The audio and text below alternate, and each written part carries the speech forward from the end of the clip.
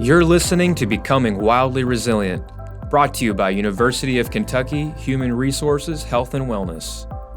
Together, we will discover how we can thrive at work, home, and beyond. Hello, everyone, and welcome back to another episode of Becoming Wildly Resilient Conversations. I'm your host, Sebastian Calmes, a wellness specialist with the University of Kentucky Human Resources, Health and Wellness. Today on the show, we're talking about making sustainable changes. To talk with me about this topic is Dr. Aaron Yelowitz. Would you mind telling me about yourself and how you landed in the UK community? Absolutely. I've been a professor for about 30 years now. I started my career in California teaching at UCLA. After a few years at UCLA, I was searching on the job market. I looked around, and UK was the best combination of community and university. So I landed here, and I've never left since. Lexington has the kinds of amenities you want for raising a family, for a good life, for enough culture, being able to travel, being able to have some unique features like horses and bourbon and basketball. I enjoy all that, and I'm very happy. Awesome. Glad to hear that. What is your field? I teach mostly about health economics, about the healthcare system. As we'll get into, part of my journey is then seeping into how I teach as well. I understand. Could you share your mental health, self-care, or personal resilience story with listeners today? Absolutely. A couple things come to mind when you mention that, especially with stigma. I wonder whether there is different stigma for men versus women and in terms of using wellness care. For many years, also being a Gen Xer, I didn't tend much to my wellness needs. And the way in which I got there was fairly indirect. I started off maybe 2.5 years ago, and I was overweight and out of shape. My main goal was to get a little bit healthier. The first step was I signed up for a commercial application, Noom, and within a couple months, I was seeing some success in terms of losing pounds. It also kept me honest in terms of weighing myself every day. At the time, being absolutely vigilant about recording what I was eating. One of the things that comes to mind is it sometimes feels like it's harder to change as you get into middle age or older age. I wasn't sure whether I could do it. Seeing some success right away motivated me. And from there, many of these commercial apps not only guide you on weight loss, but then push you in other directions as well. Most of those other directions ultimately are things UK has good resources for. I started off watching what I was eating. Pretty simple, calories in, calories out. If you're obese, as I was at the time, you're going to start to lose some weight. And then you start to notice it tracks your steps as well, and you get into, say, 10,000 steps per day. Being an economist and tracking data is something I do for my livelihood. In a sense, that kind of tracking, which is so much easier nowadays, even compared to 15 years ago, makes it a lot easier to keep yourself honest. So that was the start. And many of these commercial apps then push you to things like mental health, calmness, mindfulness, sleep hygiene, those sorts of things. I started throwing spaghetti on the wall, try different things. And in part of that experimentation, I combined resources I found on my own with some of the resources here at UK that I wasn't even aware of. But I combined those from the beginning of 2023 onward. Many people start off with a narrow goal, and then you start to find things interesting you didn't find interesting before. And somewhere along the way, I basically came to the following realization. I'm middle-aged, and a lot of people think it's hard to change, and it's probably harder to change than when you're younger. Picking up things like a new language or trying to do something ambitious physically. What I became interested in is trying to figure out whether there are parts of me I've never really explored before. Are there interests I didn't know that I had? And how can I rewire myself so my habits are healthier? That's ultimately where it went. Experimentation leading to what is actually sustainable. The first couple weeks of Noom, where you're keeping track of everything you eat, turns out that's unsustainable for me. But it did help me, and the people here at UK have also helped me. For every couple steps forward, you're going to have a step back, and then not being so hard on yourself, which is often hard for people who are perfectionists.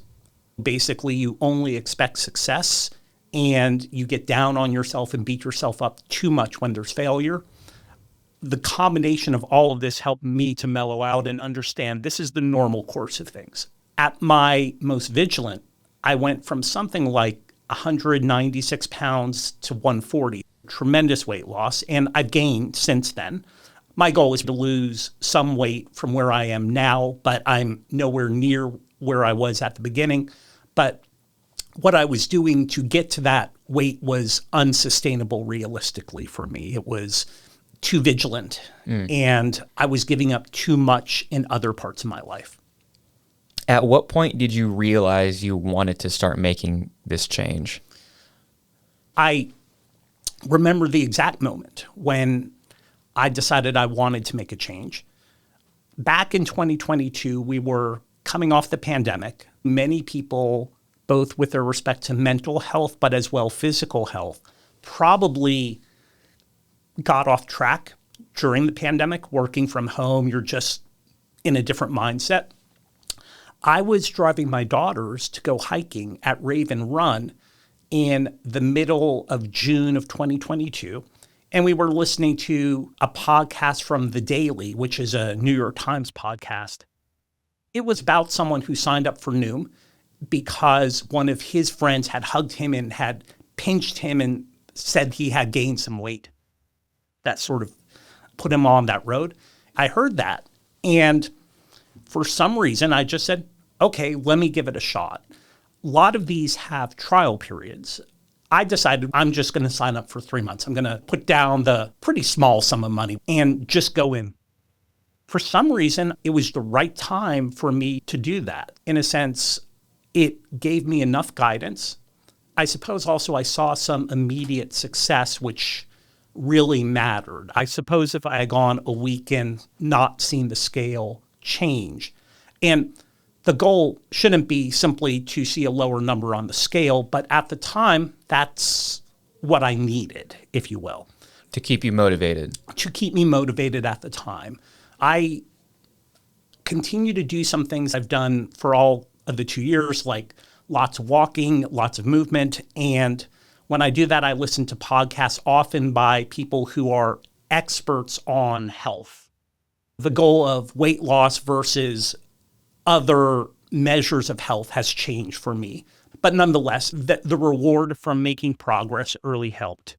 Do you mean you're now more focused on other aspects of well-being? Both on the physical side and everywhere else. On the physical side, what that would mean is you don't simply care about pounds. You care about muscle mass, you care about healthy aging and the typical biomarkers of cholesterol and so forth. But the last few years have been a good opportunity to think about mental health. Mental health, especially for those who tend to be older, there is more stigma attached to it than with physical health. The way I like to think about it is if I was trying to improve my physical health, I might, for example, use a personal trainer. And it turns out that UK, the gyms here, if you sign up for them, you can have some people instruct you. I've used that, and they've given me personalized plans. So the analogy would be, if you use a personal trainer for physical health, then perhaps there are people you can rely on other than friends and family who are not trained, who can help you sort out your thoughts. What I found is the resources here at UK, which I only bumped into accidentally. really have helped me, and the people that I've spoken to in confidence are arm's length in terms of not being involved in my life the way that if you ask a friend, they give advice and they're trying their best, but they're just not professional. The people here have helped me sort out my thoughts from time to time. As somebody that also participates in the mental health therapy sessions and the health coaching offered by UK, I agree with that statement. Very helpful team, very knowledgeable, definitely experts in their field. Thank you for sharing your experience with that. What challenges did you face during these periods of your life and even currently? There are parts that are controllable for me. Right now, I'm not at my goal weight, but I understand why I'm not at my goal weight. I sometimes eat mindlessly, and sometimes I clearly choose to enjoy myself when I'm around people I care about, get dessert, that kind of thing. But I'm in control of that. But one of the real challenges is coming to the realization there's a lot you simply don't control. Even with people that you care about, with relationships of all kinds, for example, the maintenance of your home, the maintenance of your car, the fact sometimes you get into a car accident like happened to me a couple weeks ago. Someone hit my rear fender, and I think the fact that it happened more recently and the fact I didn't really react to it, it's a little bit of an inconvenience. There was nothing I could do other than move forward. I think that's something I will always struggle with, trying to separate out what is it I actually have control over versus what don't I have control over. Do you think an earlier version of Aaron would have been more reactionary to the car accident? Probably at least on the inside, it would have been angry. With a car accident, maybe part of my sensible brain would have said, you never know who's in the other car, so don't react there. But instead, what actually happened was it was a new driver. This person was crying, very upset, only had their license for a little bit. Looking back on it, I am so thankful I calmed this person down and told them everything was going to be fine. These things happened. No one was hurt. I felt good about the fact that rather than just being neutral, I actually did something positive. And the mom ultimately texted me later and said, thank you for being so kind. So I was happy about that. Your self-work from a mental aspect, an emotional aspect, not only helped you in this situation, but you were able to support other people involved. I agree. And I always try to find links with things that resonate with me. A number of years ago, there was a viral picture called The Dress, where some people saw it as black and blue and others saw it as white and gold. What I took away from that is two people can see things from vastly different angles. Maybe there's an actual truth there, but people truly see things differently. I think compared to years ago, where I thought this is totally obvious, there's just a way of doing it. What I am learning, and it will be work in progress for the rest of my life, I see things one way. I'm naturally inclined to do that. But what I'm trying to do is slow down and try and figure out, are there other ways of seeing the same thing? And I think most of us would like to think we can see all sides, but in reality, we're often anchored to this is the right thing. The reason I bring up that viral dress is people were acting in good faith. They saw something, and that something was different than someone else. To the extent I can do that with people I care about, with my work colleagues, with my students, then I think I will have more empathy and be less reactive. The little fender bender, which was kind of nothing, right? A minor annoyance. Me a few years ago would say, big inconvenience, it's going to cost some money, deal with an insurance company, all that kind of thing. But I wouldn't have given as much account to, there's a new driver. For that person, this is their world. They have 17, 18 years of life. This is one of the things they're going to remember for their whole life. And this was the person's first accident. And of course, you could push back on me and say, how would you want your kids to be treated? But in the heat of the moment, oftentimes we don't think about that kind of stuff and we wish for a do-over. But my goal is to wish for fewer do-overs because I slow down enough to not have rash judgments. That's something I struggle with, but something where I think I've had progress. Yeah, well said, Aaron. Thank you for sharing that. Your comments on perspective made me think of something I'd like to share with listeners, and that's this idea of steel manning somebody else's perspective or argument.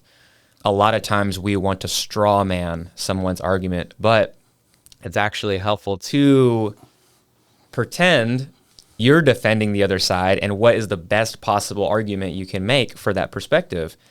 I think by doing that and doing that in participation and conversation with somebody actually builds mutual respect. By steel manning other people's perspectives, they will come to see your perspective more clearly.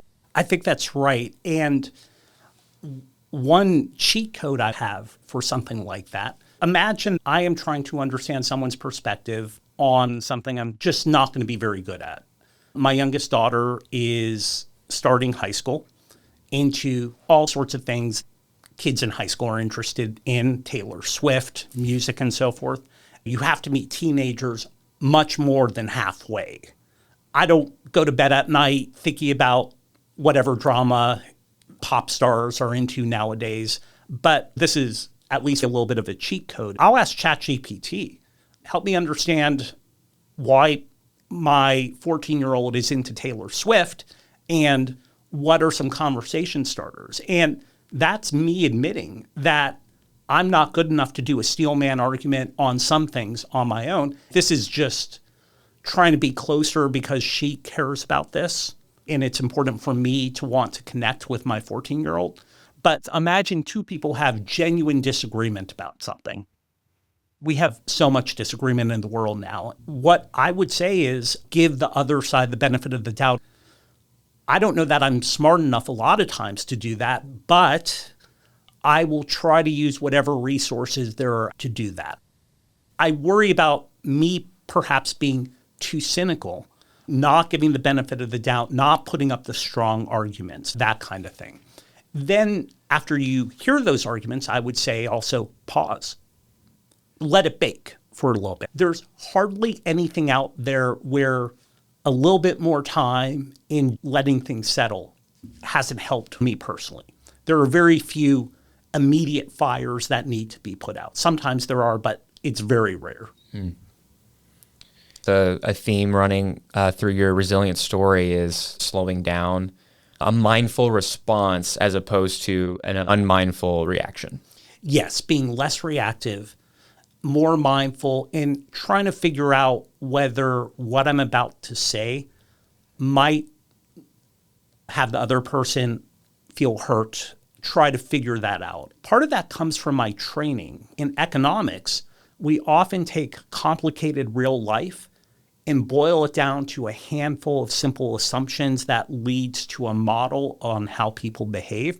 I might understand the core motives that someone has. However, how you talk to them, how you deliver it matters too. I think slowing down and being mindful has helped with that for sure. Has helped with the delivery aspect. Yes, exactly. As a professor, for example, I have certain standards for grading, and those standards don't change simply because I'm less reactive. But understanding better why students are where they're at hopefully can help me be a better teacher. Do you still go through these challenges sometimes? All the time. I think I will always be a work in progress. From now until the day I die, I hope I'm trying to grow rather than just stay put. I think the challenges become less about worrying about my station in life and more that I care about a lot of people. I may not always agree with the decisions those people make, but how can I best help them? How can I see their point on where they want to go? How can I use whatever talents I might have to help the people I care about. I imagine when I was younger, I was insecure about myself, my station in life. I'm less insecure about that now. But the challenge is how to take what I've learned, not have people reject it because it feels like I'm talking over them, but rather try to help them where they're at. That feels like a challenge for the rest of my life since there are people, for the most part, younger than I am, that I'm trying to mentor. The fact that you are a family man, you are a mentor, you are a professor, that introduces a lot of different emotions, different ideas and perspectives that mix with who you are. Do you find that a lot more challenging because of your station in life? Yes. One thing about me, I am very introverted. When I'm speaking one-on-one with someone or about something I care about, I get excited, dynamic, but generally I stick to myself. When it comes to my own goings on, I hold myself accountable, and I enjoy other people, but I also enjoy solitude. Some of the things I do are part of mindfulness. One of the books I read talked about awe-inspiring views. For example, when I exercise, I used to go in the gymnasium. The best I can, I try to walk outside on walking trails. If I have the time, go hiking because the views are far more awe-inspiring. And perhaps I don't have company, but if I put my AirPods in and I listen to something that's modestly hard, like there are many podcasts that talk about the biology of health, and my level of understanding biology is at the high school level. So this is fun for me to try to increase my understanding. Then I'm in control. However, there are many people I care about who tug on my heart in all sorts of ways, and that's where the turmoil starts to come in. How can I actually be useful? Remember, everyone is at different points on whatever journey they're at. When I was young, I was supremely confident in myself and rejected lots of advice. Maybe that's something the older you are, the more mistakes you make, and you perhaps become a little bit more humble. Understanding that people have to make their own mistakes and accepting that is hard. If you know someone's doing something and the odds are overwhelming, it's going to be a poor choice. You want to say something. You certainly don't want to say, I told you so afterwards, but trying to figure out the right balance of mentoring versus letting people make mistakes and learn from it is hard. I would agree. That's a hard balance to find. I have noticed times in my life where my mentors or my father or my mother let me mess up. And I'm glad they did, because the lesson from the mistakes sunk in 100 times faster than if they said, hey, don't do that. That was my launching into my career as an economist. I was a freshman at UC Santa Barbara in 1987, 1988, and had done okay in high school. Back then, probably had a B average or something like that. Santa Barbara was on the quarter system, not the semester system. In the winter quarter, I took a math class and did badly in it, and had a professor who, rather than just pushing me along, gave me a grade that was not passing. My parents didn't give me any grief about it, but I stared in the mirror and said, why am I here? What am I trying to accomplish? What I realized was not going to class is not a good lesson for succeeding in your classes. Not doing the homework is not good for that either. And much like with weight loss, in a sense, if I lose a few pounds, it's a victory. But after years, it's not about the pounds as much as it is about overall health, broadly defined. At the beginning, in that spring quarter, going to class, doing my homework, the goal was to get good grades.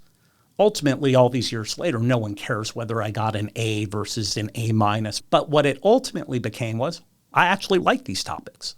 And so it went from maybe this more superficial level of accomplishment to, wow, I'm actually enjoying economics.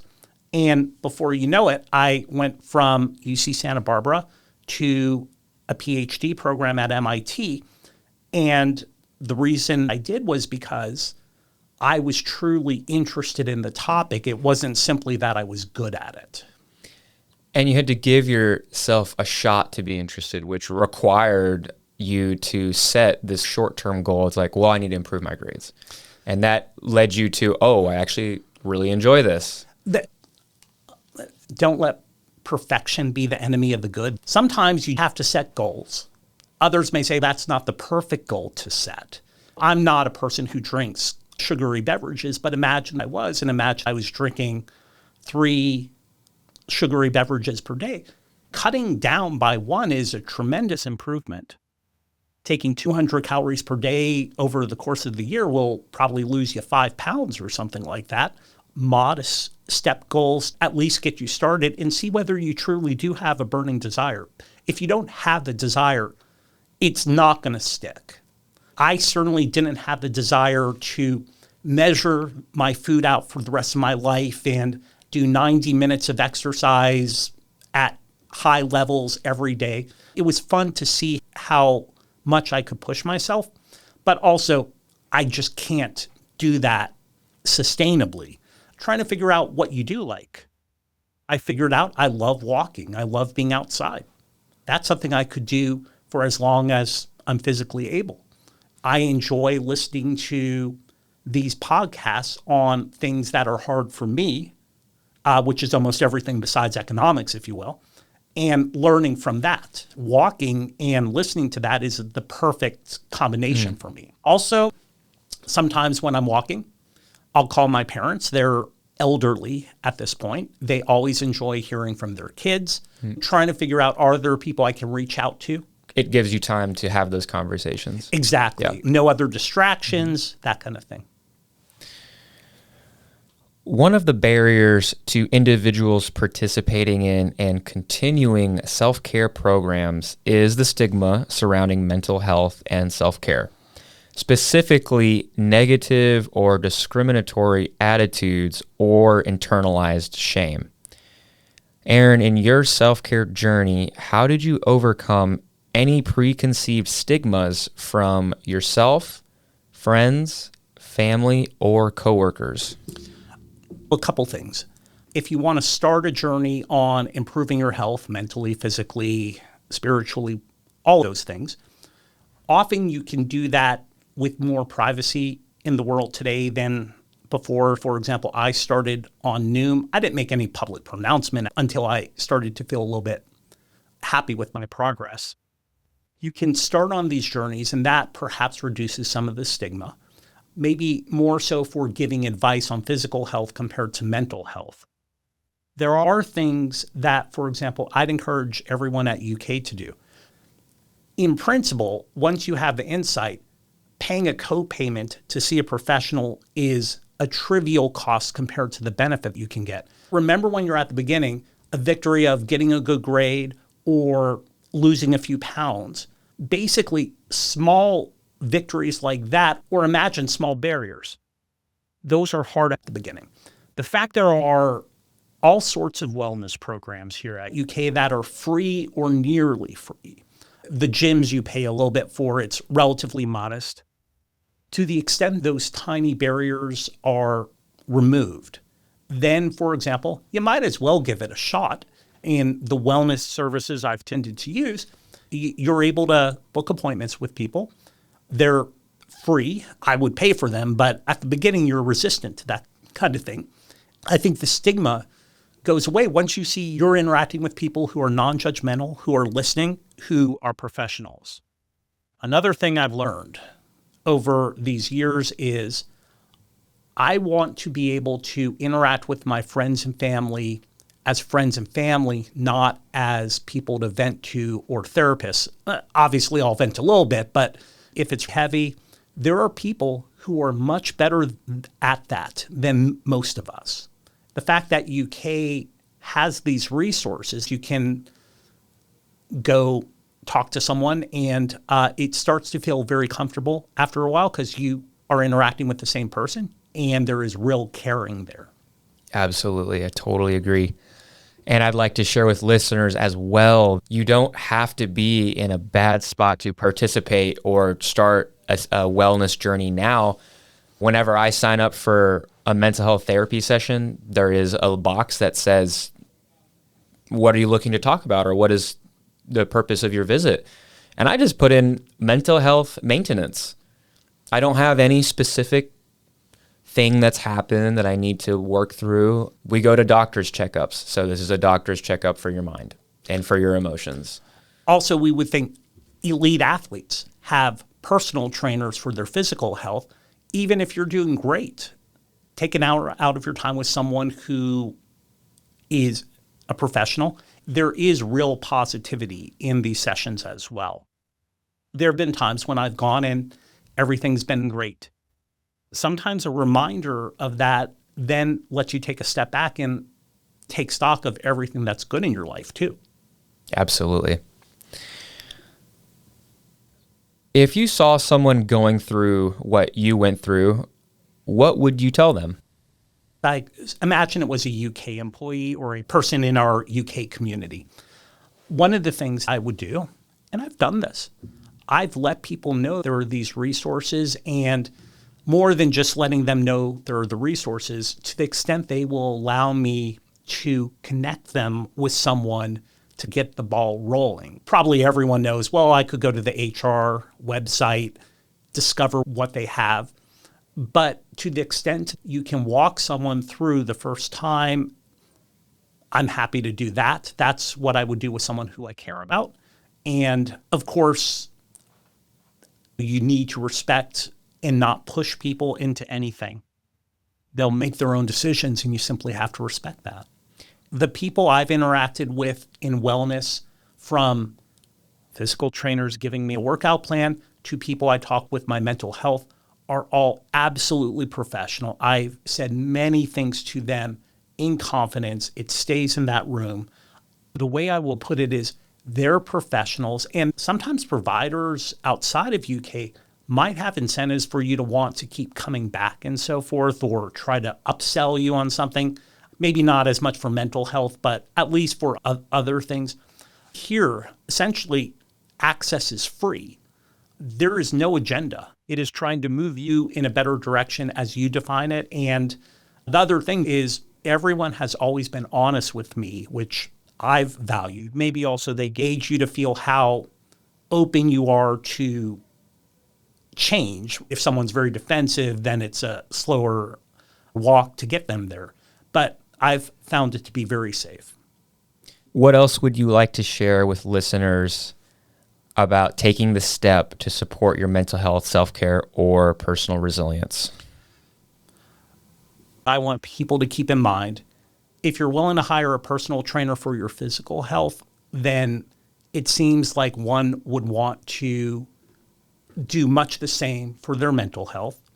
Another takeaway for me would be that focusing on mental health also improves your physical health. If you're in the right mindset, you won't get discouraged if you gain a pound for no reason on the scale the next day.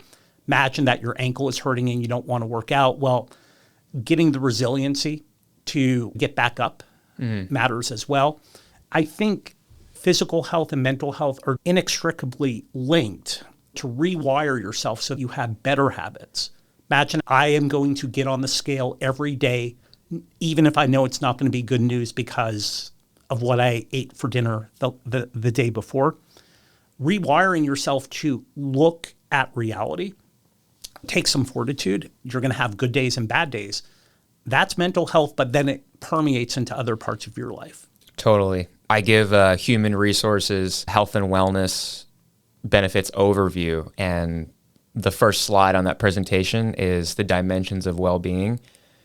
We look at how all of these dimensions inform each other. Like you said, if you're mentally healthy, you're probably going to be more motivated to exercise. We know through exercise, we release a lot of good chemicals in our body and our brains. That's our mental health.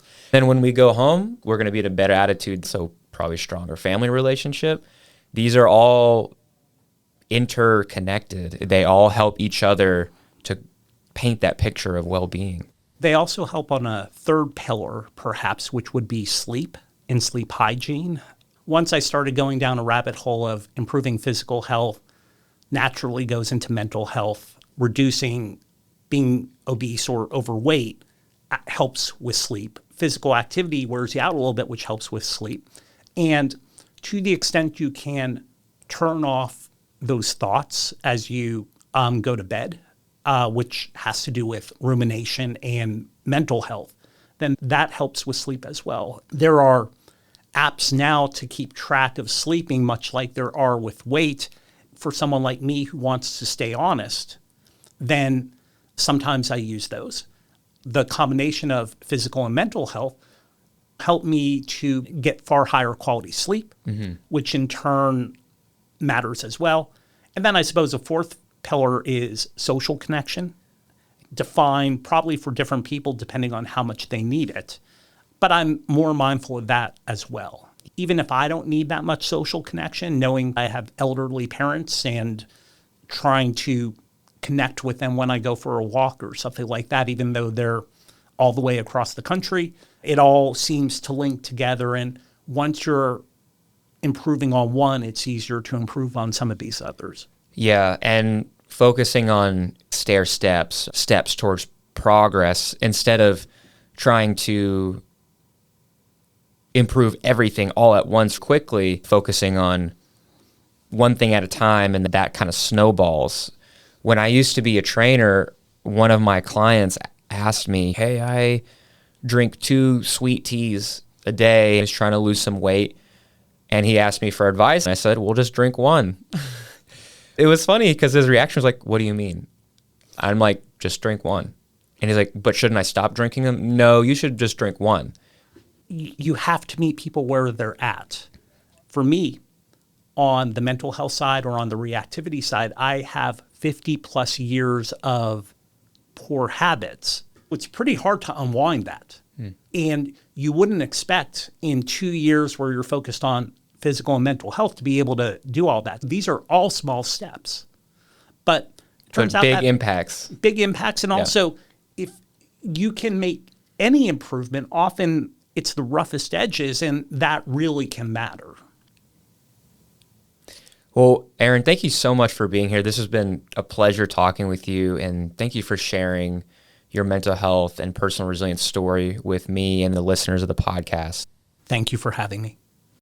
Aaron Yelowitz found his goal of losing weight turned into something more sustainable, the passion for general wellness as it pertains to the many facets of well-being. Saying that seeing a mental health professional or health coach not only helped him manage his own stress and frustration, but gave him the necessary tools and peace of mind to help others who may be struggling.